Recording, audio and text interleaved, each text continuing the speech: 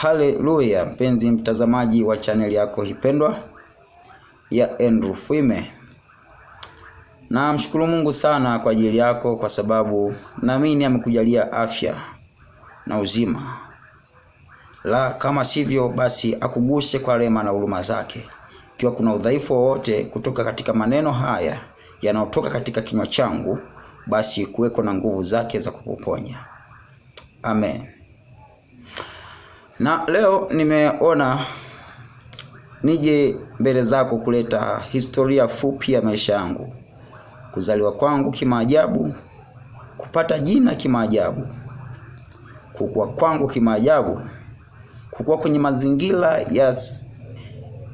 yaliyo tofauti sana na kiumbe anazungumza hapa mbele yako sasa. Maana ni kiumbe au ni mtu au ni mwanadamu ambaye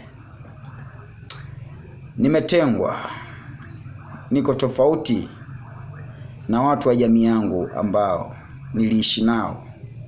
Maana nilivyo mimi sivyo kama walivyo wao. Kulingana na mazingira yale yalinitengeneza mimi kuwa tofauti na wao walivyo. Maana yale mazingira yalikuwa mabaya, yaliwafanya wao kuwa wabaya. Lakini haikuwa hivyo kwangu. Na mimi ni neema za Mungu. Lakini leo nataka nianze na kuzaliwa kwangu kimaajabu. Nilizaliwa mwaka 1999. Mama yangu aliniambia, ulizaliwa mwaka 1999 tarehe 12 ya mwezi wa 4. Nilizaliwa tofauti na wanadamu wengine wanapozaliwa. Sikuzaliwa kama wanadamu wengine ilivyo kawaida, kwa sababu kikawaida mtoto hukaa tumboni miezi 9 kisha kuzaliwa. Lakini haikuwa hivyo kwangu. Nilizaliwa tofauti na wanadamu wengine.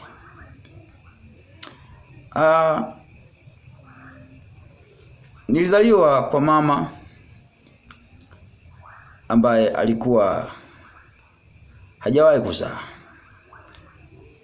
na mimi ndio nilikuwa kifungua mimba chake. Nilikaa tumboni kwa mama huyo kwa muda wa miezi 10. Tofauti kabisa na kawaida ya wanadamu. Kwa miezi 10 nilikaa tumboni kwa mama yangu. Lakini jambo hilo lilimfanya mama aone mbona kitu hiki si kawaida. Maana alikuwa akisikia mtoto hukaa tumboni miezi 9 kisha kuzaliwa. Na ndivyo alivyozoea kuona. Lakini haikuwa kwake. Maana mtoto aliyembeba tumboni mwake alikuwa ni kiumbe tofauti. Maana hakukaa tumboni kwake kwa muda uliotakiwa au muda ulio kawaida ya wanadamu. Jambo hilo lilimfanya aende kwa madokta na manesi kuuliza kwa nini ni kawaida ya wanadamu mtoto kukaa miezi 9. Kwa nini mtoto huyu anafikisha miezi 10 na sisikii uchungu? Au atakuwa amekufa akiwa tumboni? Jambo hilo likafanya madaktari na manesi wampe daftari. Wakamwambia mtoto akicheza mara moja tumboni, basi utachora 1. Akicheza mara 2, utachora tena mstari. Hata ifike walau mara 10 kwa siku. Lakini mtoto alicheza zaidi ya hizo mara 10. Maana mara 10 ndio ilikuwa wastani wa juu kwamba afike kima hiki. Lakini nilicheza zaidi ya mara 10 tumboni kwa mama. Alipoenda kwa manesi akasema mtoto amecheza zaidi ya hizo mara 10. Hilo likafanya ajue kwamba kiumbe huyu ni mzima. Lakini utafiti huo haukufanyika kwa siku moja tu. Ilikuwa ni kila siku. Hata miezi 10 ilivyozidi kwenda, mtoto hata dalili za kuzaliwa hamna, kwamba mama hashuki na uchungu ili mtoto azaliwe. Ndipo ilipo hapa wazo madaktari kwamba inabidi tukupe sindano ya uchungu.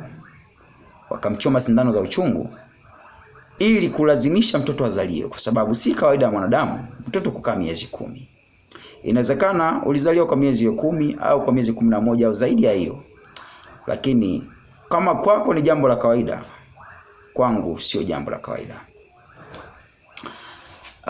Walipomchoma sindano ya uchungu, ndipo uchungu ulipomshika. Lakini alipokwenda hospitali kwa ajili ya kujifungua, bado sikutaka kutoka duniani. Badala ya kushuka chini kama ilivyo kawaida ya wazazi wanapozaa, mimi nilipanda juu, jambo ambalo si la kawaida. Hiyo ikafanya madaktari waweze kujua mbinu gani watatumia. Ndipo ilisababisha kwamba afanywe operation ili niweze kuzaliwa kwa njia hiyo.